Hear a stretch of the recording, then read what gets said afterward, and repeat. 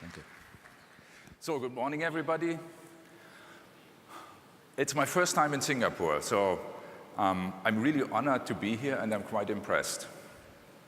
Now, for a guy a little stupid like me, the most impressive thing was this infinity pool on top of the Marina Bay Hotel. But there are some other reasons also, and I quickly will show you why I'm so impressed. But the first thing is, we will have to meet two challenges together. First one is mine, because usually what I do is I work on my presentations until the very last minute, and literally the last minute. Usually I make changes while I'm on stage. Now this time I could not do this because I promised to send in the slide deck 2 weeks in advance, and I did this. So my challenge is kind of connecting my current way of thinking with a slide deck that is 2 weeks old. And when it comes to learning, 2 weeks might be a very long time. The other challenge is yours. You have to follow me through 130 slides and 3 videos. Seriously. The reason I did this is, I can talk about each slide for an hour, but this is what you do not want to have, right? I have an hour, so I thought this forces me into kind of giving the essentials behind this and then go on. So it's easier to draw the bigger picture in the time as opposed to providing many, many, many details. So let's see how this works out. I mean, you see somebody working there already. Now comes the most interesting part of it. Done. We will come back to this later. Now, what are we going to do is, first, I want to give a short overview of where do we come from and where do we go to. This is connected with all the technological developments that we see. I will try to draw a few consequences as far as we can do this nowadays. And then I'm going to connect this with learning and connect it with the current situation in, you could say, the learning landscape. I am convinced that if we want to understand what is going on in learning and what has to go on in learning in the future, we have to understand what has been going on during the last decades, maybe even a little longer. And therefore, I start with this overview. Now, the presentation will provide only a few answers. It will provide much more questions because nobody can look into the future. It's more like it could be that way or it could be that way. But we can see the opportunities. We can see what might be paths that we are going to follow. And I'm only talking about things that are already existing.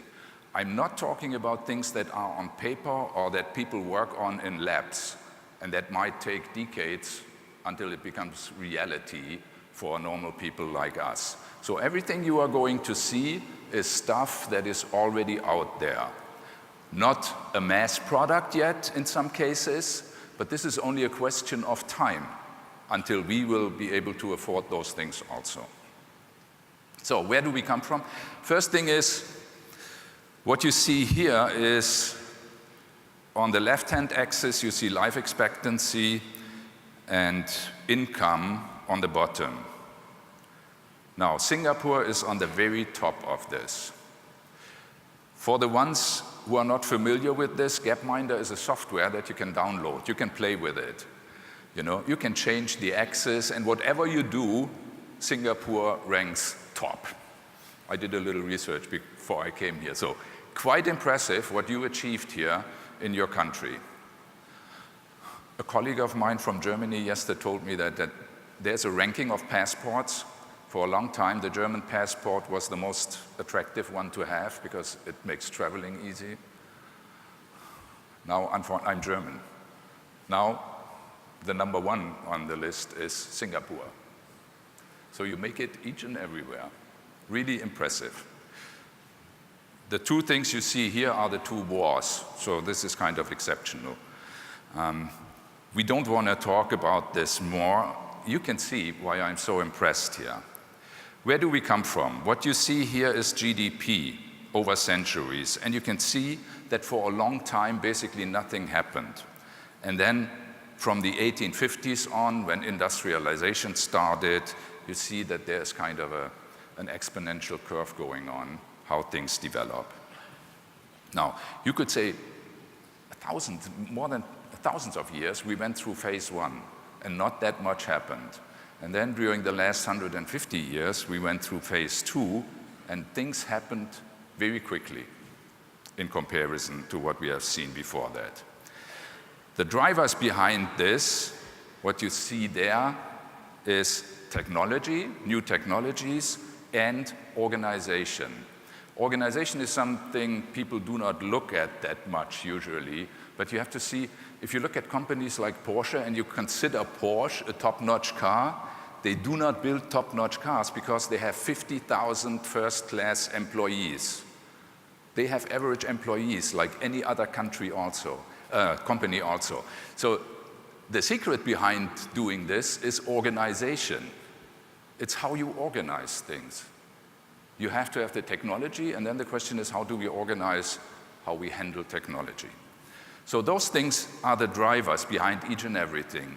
But if you look at the last 150 years, what you can see is our education system, our employment systems, our healthcare, the way we treat unemployment, all this is basically based on an assumption of stable job and uninterrupted employment.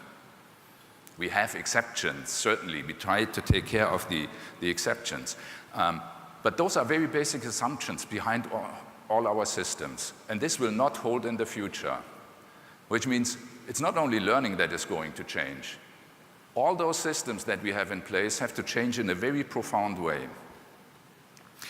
And to understand what should happen, which means to understand how we, each and everybody in the room, are kind of co-designers of what is happening in the future. Therefore, I like very much when you, Diana, talked about the design part in your presentation, because I said, yes, it's exactly about this. It's about how do we design or co-design our future. And if we want to be able to do this and participate in a meaningful way, we have to understand technological development. We have to understand development in industry, even if we are in learning, because industry is the first one who picks up on new technologies. They show us what is possible with those technologies. And then finally, it will move into the learning area. So we have to understand how industry develops, and we have to understand politics, because politics is system design on the highest level for us. And if we are talking about design, then we have to go into politics also. So where do we go to? Change has always been an issue. Let's see, the arrow marks 1872. In 1872, a guy painted a painting that looks like this. Two farmers in the US talking about the immense number of immigrants and the fast industrial developments. You easily can see he painted them like this is the face of George Washington and Abraham Lincoln. But what is change always has been an issue. What it shows also is they already thought things are accelerating enormously, and we face fast developments. For us, looking back, this was speed-wise, this was kind of paradise. So change and speed of change is something very subjective. And although things will speed up a lot in the future, I also think we will adapt to this, and in most cases, we will not have a problem handling it. You know, we all use our smartphones nowadays. We can do more with those smartphones than what they used to be able to do when they sent missiles to the moon. When my first career was in Air Force, our computers covered a wall, not a whole room. So it was already some kind of progress, but it was a wall. And this whole wall was not able to do what my smartphone can do nowadays. Did I panic when I got mobile phones or smartphones? I did not. I somehow simply took it, adapted to it, and made use of it. So, where are we going to?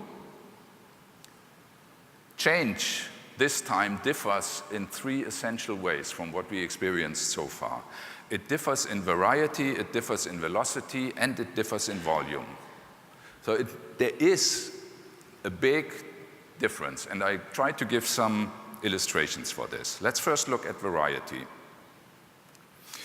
What we will see, and probably many of you in the future through something like Google Glasses, what we will see is this. Ignore that nobody talks about Google Glasses at the very moment.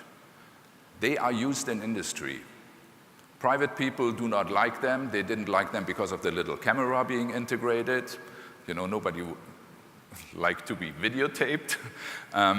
But they are used in industry. And meanwhile, there is another company coming up that produces glasses like the ones I have that provide, except for the videotaping, that provide the technology that is in Google Glasses.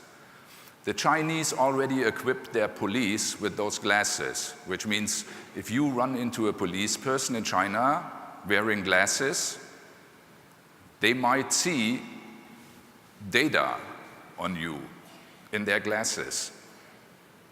Meanwhile, we can do face recognition. We have enough computing power to do this. So you run into a police person, and then they can see your track records immediately. Which does not mean that we want to have those things. This is a different question, but this is what is going to happen. And if you think of variety, it's connected with, we digitize each and everything, we have much more data, we have different data, and different data especially because we can build sensors that are so small that we can integrate them into chips. Your phone has sensors, and this produces an enormous amount of data that we could not collect before that. We network those data, which is Industry 4.0, or you might even talk about Industry 5.0 meanwhile, but we network this, which produces even more data. Cost of computing power and chips goes down. Chips are sensors meanwhile. You can track products because they have chips. You even can read out the product history because it's on the chip. We have enormously strong networks and cloud computers. We connect those things. And in addition to what is connected with IT, we develop new materials independent from IT. We develop new materials that open new opportunities.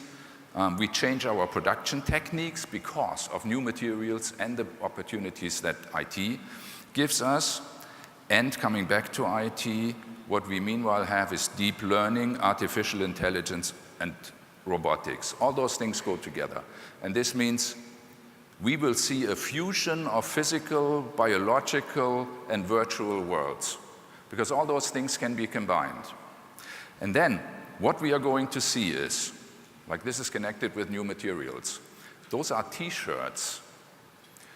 You already can buy T-shirts where you can feel the best when you attend a concert. It amplifies the bass of the music so that you have a physical feeling of the music. All those things are existing. This is not laboratory work. The question is, when will they be that cheap that everybody buys those things? This is a contact lens. The contact lens basically works like Google Glasses. You can see the same things like Google Glasses. It projects information. I don't speak Chinese, for example. I talk to a Chinese, and I see the translation of the Chinese in my lens. This is doable. It's not that cheap yet. The main problem they are facing is warmth. Those systems produce warmth, and it's in such a little space. They have to take care of this. But otherwise, it's existing. You can walk through an old city, and in your contact lens, you can see how the city looked like 400 years ago. Everything is there. I did this. I did it in Italy. I did it in Basel. When it started, I had to wear a backpack with all the technical equipment. Give it another 5 years, and it's a contact lens. No backpack anymore. We can build labs on chips because we can integrate it on such a small scale. This enables us to do, like, you will have toilets that analyze your facies each and every day. And then it tells you, guess what, you better go to visit a medical doctor. You will have chips in your mirror in the bathroom. You breathe at the mirror because some cancer types are connected with specific proteins. You breathe at the mirror, and then the mirror tells you, go to a doctor. Or the mirror doesn't tell you anything, and you have a better day. We can grow organs, meanwhile. You put the cells of an ear into some kind of plastic, the cells grow to an ear, and the plastic disseminates. We already grew hearts of mice. We are very close to do this for all the organs of humans also. This Da Vinci drawing then will look like this: artificial organs in it, prostheses in it that make you really feel. In the opening of the World Soccer Championship in Brazil, there was a little boy. It did not make it into the press really, but there was a little boy kicking the ball with a prosthesis. And this prosthesis allowed him to feel whether he was playing on grass or on sand. It's not simply like you kind of walk with this thing. It is connected with your nerves. This is what you have on your phone, or you even have the Apple Watch. All those guys collect tons of data, not because they like you. They see business behind it. They are going to change healthcare business with this once they have enough data. This is working already also. Very reliable. So be careful when you use Facebook. And do not have the idea that when you use Facebook, you are Facebook's customer. You are Facebook's product. They sell your data elsewhere. So I think the tendency that more and more people simply cancel their Facebook accounts is quite a good thing until we have other laws in place regulating what they can do with what they collect from us. We will see autonomous cars. In 2000, the equipment for an autonomous car was about 35 million. 2013, we were down to a few $1,000s. Meanwhile, we are down to a few $100 per car. And this is going to continue to diminish. We will see those things. We will see autonomous planes. 3 years ago, I had the pleasure to talk to the CEO of Turkish Airlines, and I asked him about those autonomous planes, and he said they are not going to come. And I sat there and thought, politically correct answer, because he assumes people do not like to fly in planes without pilots. They are coming. They did test flights in 2016 across the UK. Boeing just announced that they are going to build autonomous planes. We are used to autonomous trains, the little trains that connect terminals in airports. We know it already. And we will do it with planes also. Chengdu, another thing, it's quite interesting. In 2020, they want to replace all their street lights with an artificial moon. The artificial moon is nothing but a huge sail that reflects sunlight. And this will light a circle with a diameter of about 60 kilometers. This is in the pipeline. This is not like they plan to do it on paper. You know, they are deeply into this development, and their timeline is they sent this thing up in 2020. This is what you know, robotics in production. Those robots are very expensive and need extensive programming when you change the product you are producing. Still, what you can see is very few people running around there. You might all know those pictures. Meanwhile, we build robots. This is one that is called Baxter. Baxter is only $20,000 right now. Give it another 2 or 3 years, you might buy it for $5,000. You do not have to program it anymore. People show the robot what to do. You know, they move their arms and legs, show the robot, and then the robot does it. Much, much easier. You can build little robots for other purposes also. Now, this is what is already existing also.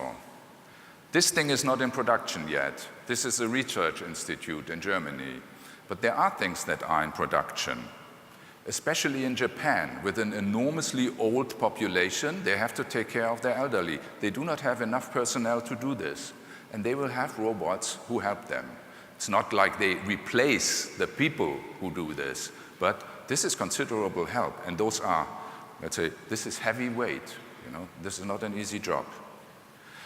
What we have also is this kind of a puppet. This is designed to help people who have Alzheimer's and diseases like this. What they get is they have kind of a pet. They connect their love and caring with this thing, but it's a robot. It has fur. It reacts to you, but it's a robot. It's like a puppet. Those things are already existing, and test runs have been done with those things. They work. Not with each and every individual, but statistically, many people like those things. And they really connect with them emotionally. This is the next thing. It might be a little difficult to imagine this, that you have a robot in bed, but this is not like science fiction either. This thing is existing and it looks like this. $7,000, 4,000 orders, sold out in 2016. Meanwhile, they built those robots as male robots also because they have so many orders from women that what they did not expect, but they have orders from women also. They build them continuously, and you can go online and buy them. They talk to you. Talking with a robot is not that interesting. Still, they kind of talk to you also. What happens in other areas is, this is what they did in a little theater in Barcelona. What you do is, basically, you pay for the result. You go to the theater, like a comedy show, you pay for the result. The comedy show should be funny, so you should laugh. You pay per laugh. Each back of a seat has an iPad that videotapes you, and it counts your laughs. There is a ceiling. You don't have to pay more than 30 euros. So if it is really funny, you won't lose a lot of money. There's a ceiling. Those things are existing. Now, on a small scale, but it shows what we can do. West Point is the most famous military academy in the United States. This is what they just tested. People liked it. On the other hand, it's not only, let's say, positive stories to talk. If you look at this, there are, let's say, well-founded hypotheses that, for example, Facebook spurred the genocide in Myanmar. So all those things open lots of helpful opportunities, but they have their downsides also. And it will not be easy to control those things. And therefore, they even picked up on it. They know that people fear robots sometimes, and they play with this idea. Like this little one, it's this size, it's not a big one. You can put it on the table. But they play with the idea of the fear, It's smart enough, but it's nice enough not to take over the world. We will come back to this. So far, whatever we do, all the things I showed you are things we do with dumb machines. What you called brute computing power yesterday. It's dumb machines, no matter whether we call this artificial intelligence, and there's no way so far that they can take over the world. Now, I showed you, just for illustrative purposes, let's say products, materials, things that develop. But it will be, the main driver behind this will be, we can combine all those things. This is what happens with the Internet of Things. It's not like thousands incredible developments independent from each other. All those things go together. And you can see then connected kitchens. Amazon invented recently a button. So you don't have to do anything but push the button, and then the button orders at Amazon and they deliver. You see it in traffic. All the technology is already available. Even if you think of smart cities, we already have cities that are enormously smart from a technological point of view. This is already existing. Here you see how those things work in Internet 4.0. Interestingly, when you see those overviews, there aren't any humans on those pictures, and nobody talks about education. Industry drives those developments. And education kind of catches up nowadays, in the best case. But still, you see technological things in education also. Now, if you think this together, all those different developments, and you see how they combine, I show you one example how it looks like if you combine those things in an intelligent way.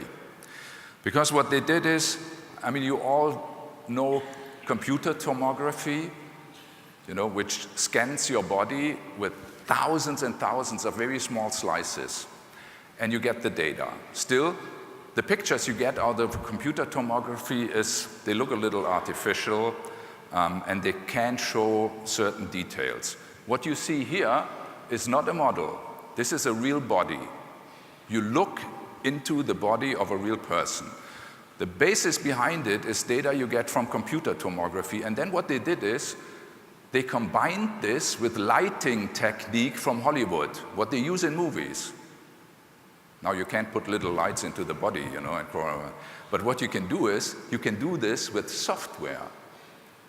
They combined this lighting software with the data they collect from CTs.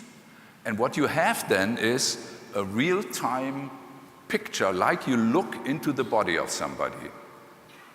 Imagine this. Imagine this together with the glasses. Nowadays, a medical doctor could stay in front of you wearing those virtual reality glasses, which are a little cumbersome and clumsy. But he wears these glasses, he walks around you, and he can look into your body based on software. This is kind of a miracle, but we already can do this. This is combining things. This enables us, when it comes to learning, to teach medical doctors in a completely different way. You see much more detail when you work that way. But it's all software-based. And then forget this virtual reality glasses. Think of the contact lens I showed you at the beginning.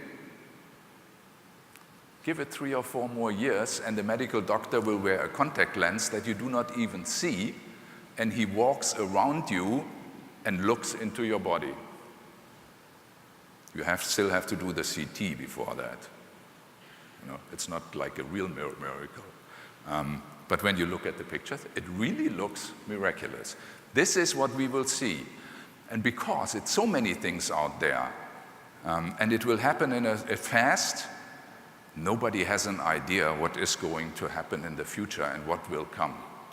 What will come certainly will be amazing things that we do not have a clue of yet, how they will look like.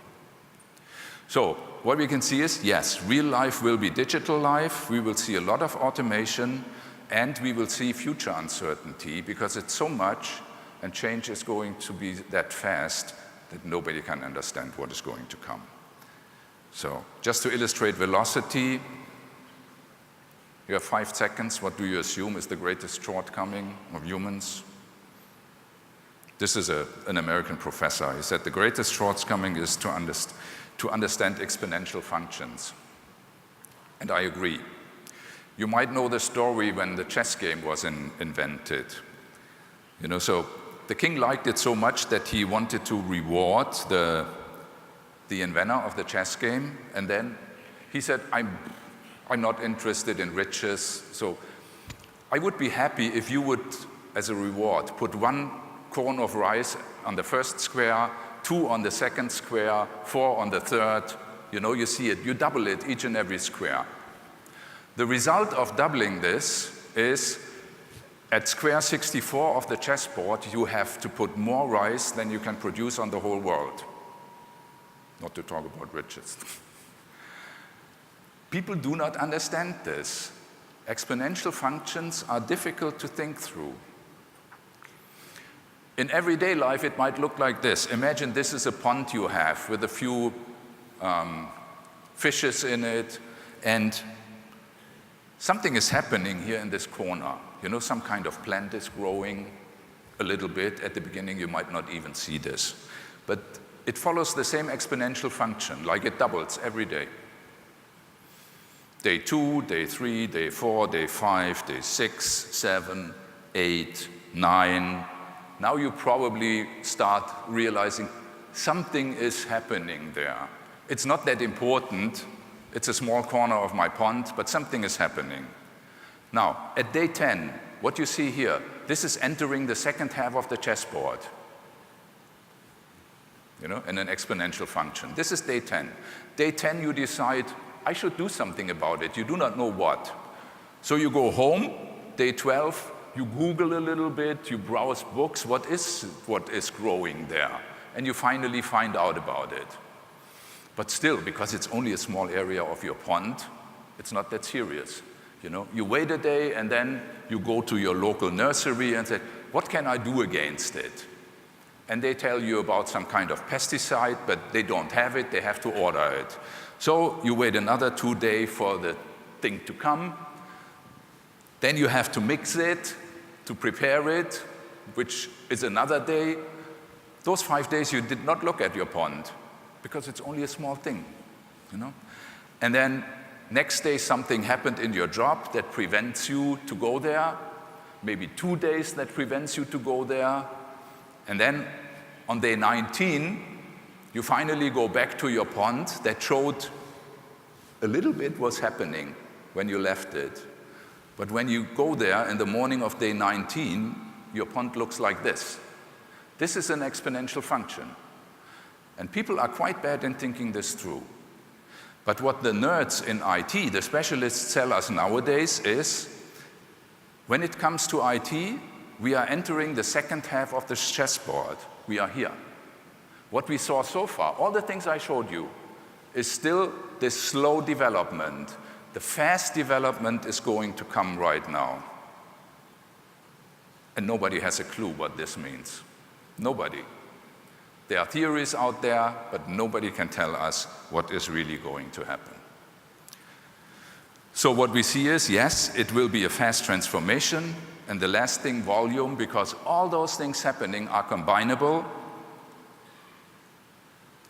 It's endless opportunities that nobody can think through. And it's not only the startups that drive it. They come with new product ideas. But you have to see market power of the big companies is much bigger. And most of the change will come from big companies. The thing I showed you with the pictures of the body, this is Siemens behind it. If you look at leading-edge artificial intelligence, this is Google behind it, or Facebook, you know. It's not the startups. The startups come up with additional innovative products. But the big developments will be driven to a large extent from big companies. So, and taking this all together, it's uncertainty concerning the future, and this means we have uncertainty concerning the skills we need also. Because those things will be so new, we do not know what we have to be able to do when we face those things. Now, what is industry development? Remember at the beginning I said, if you want to understand what is going to happen in learning, you have to understand what is happening in industry. And what they do is they use all those means to reduce operational costs, to improve worker productivity. All this is already in place. You can see this. They come up with new business models like pay-per-use. Mercedes moves from selling cars to selling mobility, you know, and then you pay when you use the car. You know software as service, which is the same thing basically. So those models are already existing. We will see much more of them. Then we will move towards pay for outcome, which means if you look at the mobility thing, you do not pay for mobility, you pay for the result of mobility. Like what an organization sells you is, we sell you, you will be in Beijing tomorrow at 3 p.m. in the afternoon. This is outcome. To be able to sell you this, they have to coordinate flights, trains, taxi, the whole chain, how to get you there. But what they sell you is the outcome. This is the next stage. Think of this when you think of education. You don't sell training courses. Companies are not interested in the knowledge of people. Knowledge is a means to an end. They are interested in the performance of the people. So what do you sell them? That people are able to perform in the job, if you take this thinking. And I think what we see in industry finally will come to education also. And they have to connect many things. If you want to sell being in Beijing, 3 p.m., you have to connect many things. This needs platforms, what we already see also. And then continuous demand sensing and end-to-end automation. To give you an example of what this means, all this is based on dump systems that can make good predictions. You know this from Amazon. You buy something and then they give you recommendations. This is kind of predictive, what you would be interested in. Now, the business model is shop, then ship. You go there, you decide for a product, they send it. If those predictions are precise enough, if I can trust my predictions kind of perfectly, you don't have to shop. I ship first. I send you the product without you having asked for it, because I can trust most of the people will keep it and pay for it. And it will be enough to pay for the cost that the return products come out. You think the thing topside down? We are very close to be able to do this. Still, all those things that I'm talking about are based on dump machines. Although we call it artificial intelligence, because the only thing what those machines do in different ways is they analyze huge amount of data, they identify patterns in the data, and based on the patterns, you translate the patterns into algorithms that enable you to make predictions. There is no understanding behind what those machines do in any sense. Even this AlphaGo computer, who bet the world's best Go players, this computer does not understand the game of Go. What the computer does is it extracts patterns out of huge data. And to get an idea why I say this is dump and what is lacking, you have to see at the beginning when we were talking about artificial intelligence, and it was already a hype. What we did is we set up deterministic rule-based systems. We tried to teach computers the rules of the chess game. But then, there are so many if-then combinations, if you want to define such deterministic systems, this is so complex that the thing finally failed. The breakthrough was a guy who made the probability ideas of Bayes basically usable for software. This is called Bayesian networks. This is a way to teach machines how to handle probability. Then you do not think in deterministic ways anymore. You do not have to define all those deterministic connections. The machine is based on Bayesian networks, handles probability, and then it can do amazing things. The translation software you have on your phone, the GPS, all those things are based on Bayesian networks. Once industry picked up on it, they were able to do amazing projects. Still, what the software does it identifies patterns, translates it into algorithms, and does predictions. No understanding behind this. The way you do it is different, and you can do better things with it. Next breakthrough was, on top of Bayesian networks, what you probably know as deep learning. They designed systems that work, if you oversimplify this a little bit, like neurological networks. They simulate neurological networks. This has a huge advantage, because then what happens is all of a sudden those systems can learn themselves in a much faster way. They have kind of a disadvantage also, because if you work with Bayesian networks and the system makes a mistake, you can find out where the mistake is and you can correct the system. You are more in control. If you work with those neurological networks, if you do deep learning, once you start the system, you do not know anymore how the system does it, which means if a mistake happens, nobody, not even the guys who programmed the machine, can find out why this mistake happens. Which means the system becomes faster, it becomes more autonomous, but what we lose is transparency and control. Now, there are people who say, so what? We do not know how our brain works either, and we make use of it, which is true. I might be old-fashioned. When it comes to technical systems, I would like to have more control. But anyhow, those systems are working. AlphaGo, the computer who bet the Go players, is based on deep learning. When they started it, they did not know how much time, they did not know whether the computer could learn the game, and they did not know how much time it would take. The advantage of those deep learning systems is, in limited environments, they can teach themselves. So what the software did is, the software played against itself. Millions of games. And out of those millions of games, it does the same thing.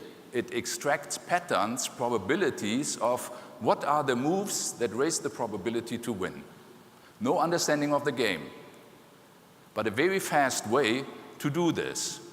So what we then finally realized, the system can learn Go, which was supposed the most difficult game on the world. The system can learn Go, and it did not take years. It took the system 4.5 hours to do this, because we have this brute calculation power. It can play so many games against itself in such a short time that it can produce enough data to do those probabilistic. So we can do those things with dumb systems. We call it artificial intelligence because many people argue being able to make predictions is one of the most important parts of human intelligence. Like, we rely on our memory, we learn from what we did, and then we can predict what kind of behavior will be successful in the future. Which is not wrong. The only thing what they ignore is the way we do predictions, in many cases, is completely different from what those systems do. We do not work probabilistically. What we do is we identify cause and effect relationships. We can understand this happens because this happened. The software cannot understand this. This is like statistics 101. You might remember your statistics book at university. First thing they tell you is correlation is not causation. We do not have a mathematical concept. We did not have a mathematical concept for causation. So we did not have a formal language, and this formal language is necessary to teach machines about this. Machines do not think in causations. They simply make correlations. And it's easy to demonstrate, like simple calculations like B barometer pressure equals air pressure times a little constant. B equals A times K. We can manipulate this in any way. B divided by A equals K, B minus K, A equals 0, and all this. We easily can do this. But the only thing what it shows us is, if we have two values, the third one is determined. It does not tell us what causes what.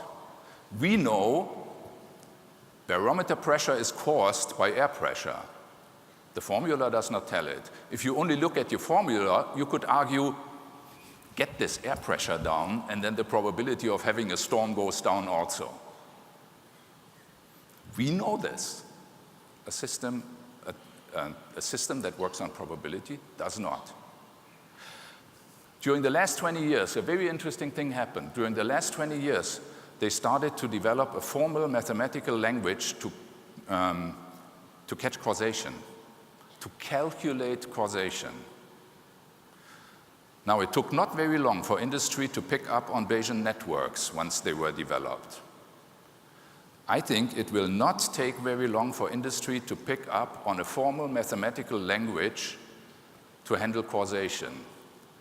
And then, when computers can be taught to think something like, kind of think cause and effect, this is a completely different game then. It's not like all those evasive arguments about do we have climate change or not. Yes, we see correlations, but is this really the cause for what? A tobacco industry would not get away anymore for 30 years with the argument, no, smoking does not cause lung cancer. We have workarounds around those things, but we cannot talk in a formal language about causation. You all know this when you studied a little bit of statistics. We have, how do you call it in English? Like we have coefficients.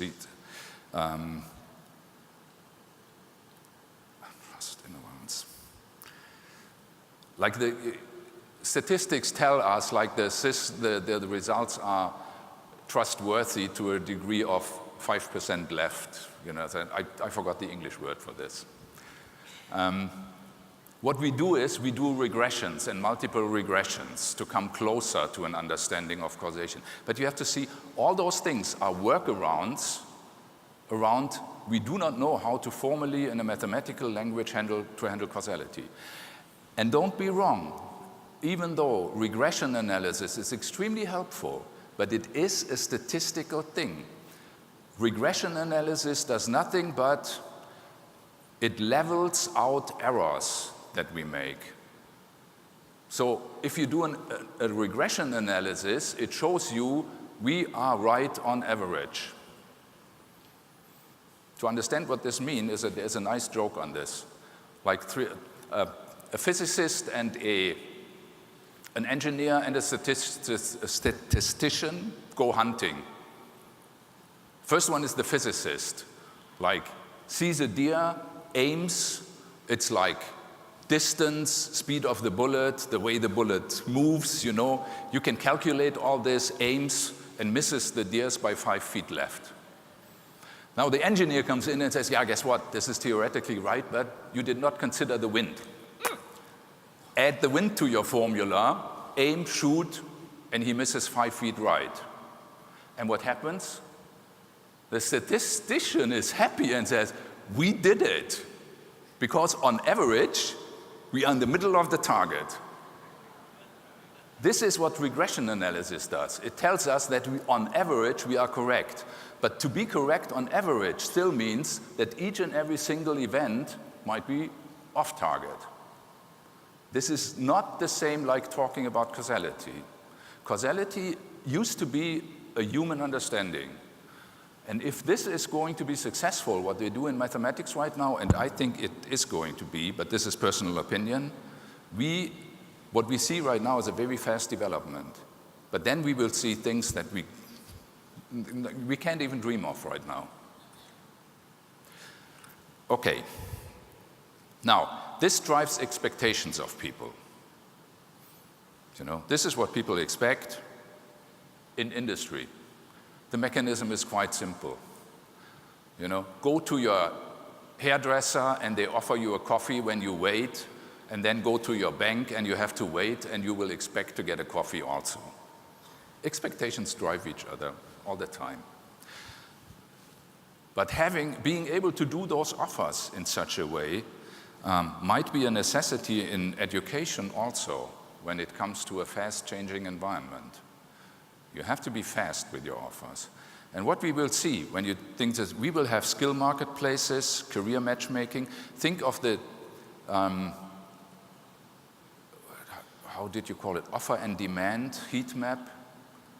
that you showed yesterday, Diana, this is something like, you can use it for matching.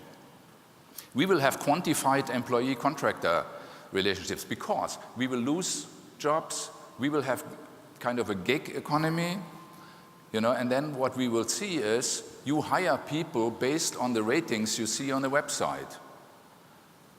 People who are highly rated, the good ones, will make a good living out of it because they will be in demand.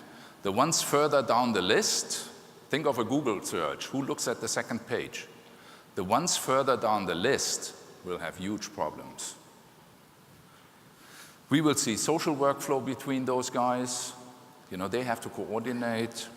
And we will come back to learning ecosystems. So, if you think this is how industry develops, think of education is going to develop in the same direction. Think in end-to-end and on-demand products, technology-enabled and based on huge platforms. I think this is going to happen. I do not know how the platforms look like, I do not know how the products look like, but the principles behind it, I think, are visible because they are already there and industry uses them. Consequences, due to all this, we will lose many jobs. The presentations before me already talked about this, you saw this. We do not know exactly how many, but we will lose jobs. Now, in some cases, you might find those jobs not necessary anyhow. There is a guy, a professor in the UK, who came out with a book, Gartner, his name is Graeber.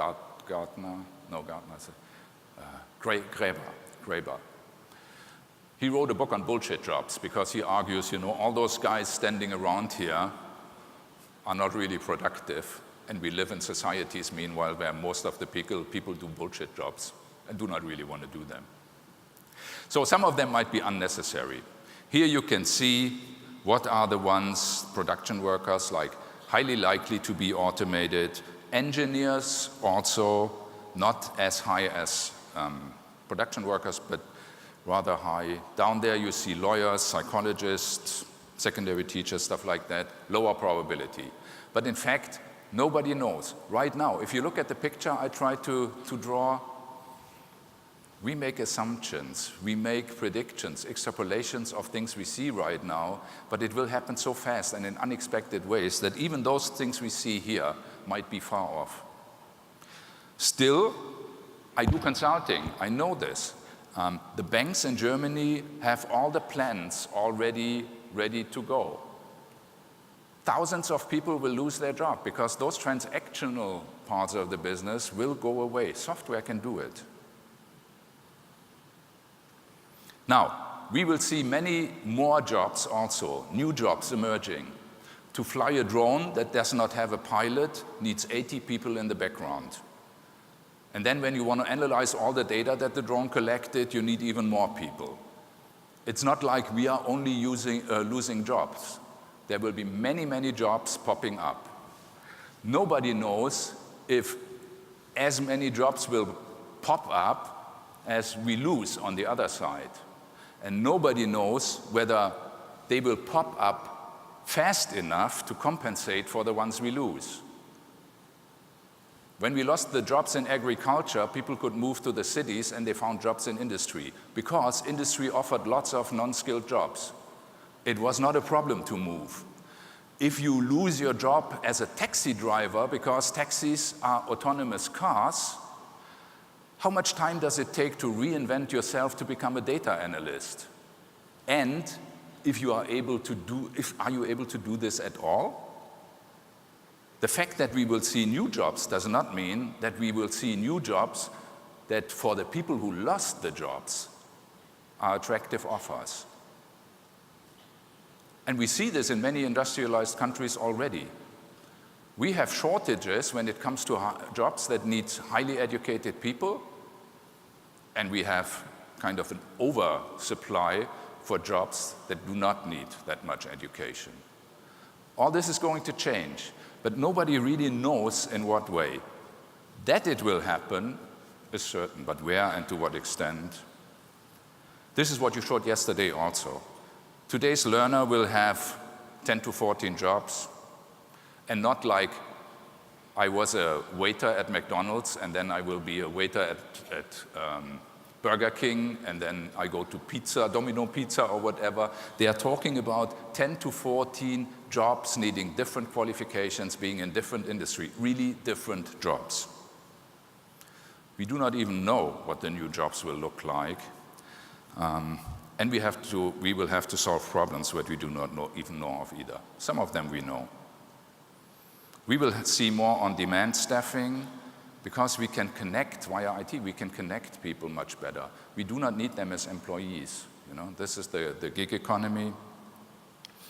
It is growing, and it's growing quickly.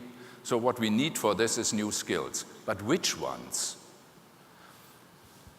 Industry, because they have very specific demands. No, industry knows what they have to teach their people. So we have less of a problem there. They know what they have to teach their people that they can upskill. They do not take care of the people they lay off. So what are the new skills? This is personal, what I tell you right now. I think new skills that we need is, we still need literacy, numeracy, and because education is not only preparing for jobs, we need some kind of cultural and civic literacy. We want people to be able to participate in our societies. But then it needs ICT literacy. We have to have a little understanding of programming. We have to have a little understanding of the systems we use. We have to understand security issues. Most people do not understand what happens when they use the internet. How many bots are following what they are doing, what other companies do with their data. Security, the more data we collect, the more security and privacy will become an issue. And we have to teach our kids, but also adults, how to handle this. And they have to learn how to make sense of information that you draw out of internet. Because there's so much garbage out there. How do you decide that this is valuable information? This is one of the core literacy we need. And we have to start with our kids, not only when people lose their jobs. In addition, I pressed the wrong button. In addition, we need competencies. And one thing is problem solving. Although those systems are dumb, what they do is they make predictions, and that means decision-making partly will move to machines. Then the decisions humans make are on a higher level, and that means you have to have a better understanding of problem solving.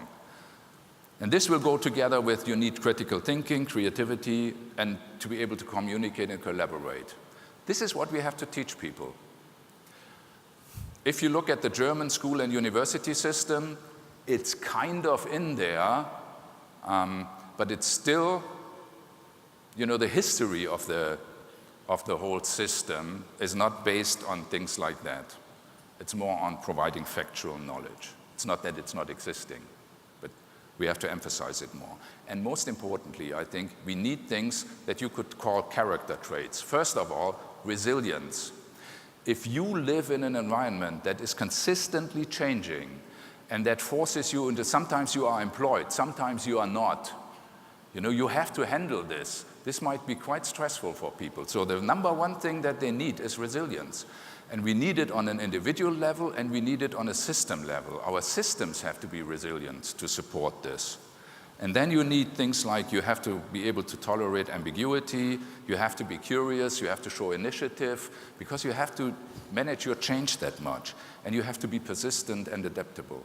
This is nothing that happens automatically. You have to learn this. So when you see how learning changes, you can see one axis is it focuses more on content delivery and the other one on practice, and then on guidance and self-navigation. I think in the future, it will move more to this yellow area. It's not that teaching will not take place. We need this also. It simply talks about what is important, and we will move into this direction. I think we certainly have to. So we have to think this in a completely different way. And this brings us to politics. Because All those things have effects that we might not want. This is Airbnb. Besides, this van is an Airbnb thing also. You can rent it and you can sleep in it. But think of Airbnb, an idea that people had 10 years ago to make traveling more interesting. Nice idea. With the technology we have, this is scalable very quickly. 10 years after they started, all the attractive cities all around the world have teams of people in place that try to solve the problems that are triggered by Airbnb. And the problems are, you have more tourists. Those places suffer not only because B&B, but they suffer from over-tourism. This destroys neighborhoods and drives rents, because what people who own apartments do, they do not rent them regularly to people. They only rent them to Airbnb because they make more money with it. But then take 100 apartments off the market, the price of the remaining hundreds goes up considerably. And this is happening in all those cities. This changes the whole population structure in neighborhoods. People are pissed off. They write graffitis in Barcelona. Go around Barcelona, you will see like tourists go home on the walls because they can't stand it anymore. This was the idea of two guys 10 years ago. And what happens, a few guys in California become enormously rich because profits are privatized in our societies. And the cost, and all the teams working on trying to get a hold on those problems, the cost is socialized. This is not sustainable in the long run. We have to start to completely differently think about this. And this is politics. What we have right now is politics 1.0. And politics 1.0 tries to handle technology 4.0. This is not going to work. So I'm advocating strong government and being on the table with government all the time to be able to handle this. So this is what we are going to see. What it means is, think of this like end-to-end product, you know? Education has to ensure right people at the right time learn it. Then you have to ensure that they master it. They have to be able to do this, not only to know this. And finally, companies are interested in job performance. So then you have to ensure that they can do the job. Then learning would look quite different from what we do right now. And what we need then is systems that show us what jobs are endangered, how many. We have to know the current jobs of people. We have to see what jobs might be emergent. We have to know the qualification of people. We need to know their potential and their interests. Technology-wise, we can do this. Privacy-wise, this is a real issue. But think of a portal that brings those things together, like your heat map, with, on the other hand, the information about the people. And then take the new Amazon business model, like ship before shop, you know? You can contact people without them even asking you and say, guess what? Your job is endangered statistically. You have the capability to learn this, and we can even tell you where the new jobs are and how much you are going to make there. I do not know whether this is going to happen. I can't tell you whether we want to have this, because we have to solve a lot of security and privacy issues. But you can see, this is how industry develops. And you can see we have those things. I don't do. So it will look like this. Blockchain maybe is part of the solution when it comes to privacy and security. But we do not know yet. We see those things, they are in place, but we do not know yet what we can do with them. And then we can target very specifically at target groups. It's not only children, like not in work yet. We have people who have endangered work, we have people who have not endangered work, and we have people with different capabilities. Now, you can make your matrix more and more detailed. And on the other side, you can probably talk about resilience. You can target smaller and smaller target groups with the technology we have. You know this, like you can buy customized jeans. Give it a little bit more time and your smartphone will scan you, and then you send the data to Levi's and you get your customized jeans. This is what is behind something like this.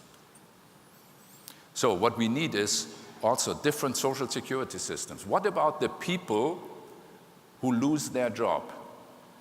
Can they afford the learning they need to upskill? What if not? What about having something like unemployment insurance that covers learning? Or think of an entrepreneurial state. The state does not provide loans to people in this case, but the state invests in people, like I pay for your education. If I make a wrong investment and it fails, you do not have to pay me back. If it does not fail, for a certain time I get a percentage of your new salary, because this pays for my investment and it provides you with money to invest in more people. We need internet access for everybody.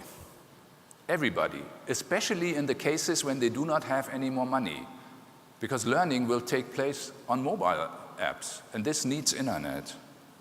And we need those learning ecologies together with government. We have to bring people around the table to be able to make very fast decisions. And then you can see all those things happening there. Now, if you look at the role of a trainer, yes, prepare yourself to teach new skills, whatever those skills might be.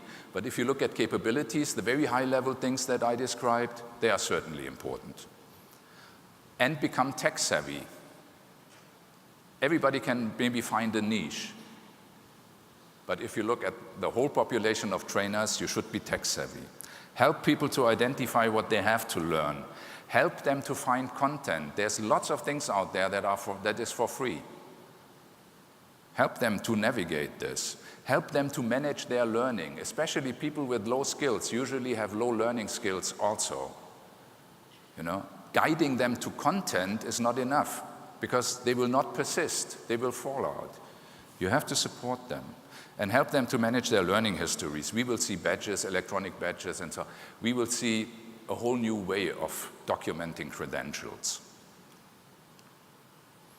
Now, this is what we rushed through. What you see right now is we have tons of apps. We analyzed apps, what you can do with them. But basically, when you look at all this analysis, I think it's very confusing. Some of them are basically toys that make use of the technology, but in the long run, it will not be interesting. And as a trainer, you do not want to handle 7 different apps in your job. You want to have something that is easy to handle and not jump from app to app. So I think this does not have future. This will consolidate into meaningful things. We have interesting apps, even 3D things. Then we have portals. Because you can multiply this information at low cost. You know the stories of when MOOCs started. All this is in place. Meanwhile, we have many, many portals that provide education. Lots of this education is for free. Some you have to pay for.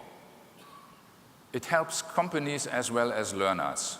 Cisco is very happy when Coursera offers certain IT courses because they can't find the people on the market. And part of the deal is Cisco supports Coursera, and Cisco gets access to the good students, trying to get employees.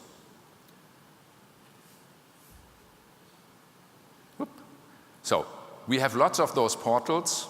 I collected a number of examples. But what it shows is we are experimenting with what we can see on the horizon. We are experimenting with it. We have blended learning. We use all those means, but nobody really knows how to do it yet. Even in research institutes, they do not really know how to do this. I collected a few examples, but we do not have to go into those examples. What it simply shows is we have point solutions that are not really connected yet. And this finally adds up to we have a plethora of new apps and portals. We have tons of experiments, but we do not have an appropriate didactic yet, which would include objectives, and it would include what do we have to teach. We don't have those education systems yet, like ecosystems, where all those things work together, and we do not have appropriate political concepts yet. This is huge what is lacking. Because technology is not only an enabler, it's a driver. And it doesn't have built-in ethics, and it doesn't serve human needs. Therefore, I think future basically is all about fair participation. We have no idea yet how to achieve this. All those technological means provide lots of opportunities to do this.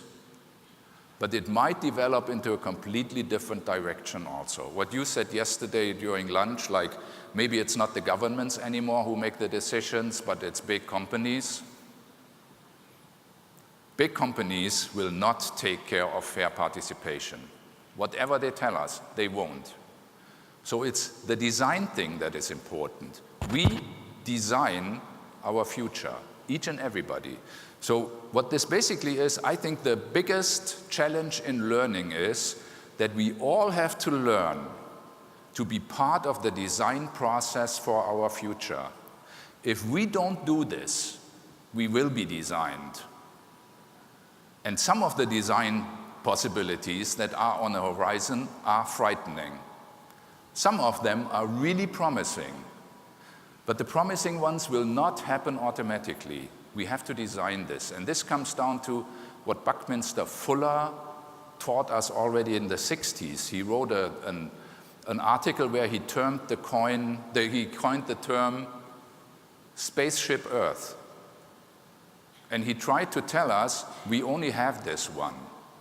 The way we design and maintain it influences our quality of life. It will not happen automatically. We meanwhile have the technological means in all areas to intervene via design. Co-designing the future is the biggest challenge. And this is not what we have to teach people. This is what we have to learn, each of us. Because what we basically have to be, political activists. The highest design is done on political levels. So if you take one thing out of this, being over time right now, is take this design approach seriously. Even if you start in a small area, and go for fair participation in future. This is what will heavily influence how our world will look like in the future. Thank you, Klaus. Klaus, in the interest of time, may we hold you on stage for just a brief moment with just one question from the panel, please, that came in through the app. And Klaus, how do we train leaders in an autonomous pull economy?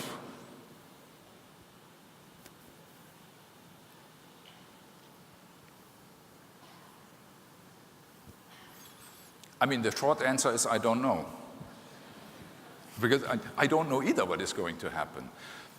What I think what happens in the background is like decision-making, part of the decision-making will go down. It will go down to machines. It will go down to lower levels in hierarchy. And if you think of leaders in such a kind of autonomous things happening, then this is one thing they have to understand, and probably it needs new approaches and techniques to manage this. And it's certainly needed then to upskill people to a different way of approaching decision-making. But I do not know how this looks like and how we have to... With that, join me in giving Klaus Wittkuhn a big round of applause, please. Danke. Thank you, Klaus. Distinguished guests, ladies and gentlemen, may we please invite you to attend your concurrent sessions, which will begin at 10:35 a.m. And once again, an encouragement to please post your takeaways from the concurrent sessions to your activity feed.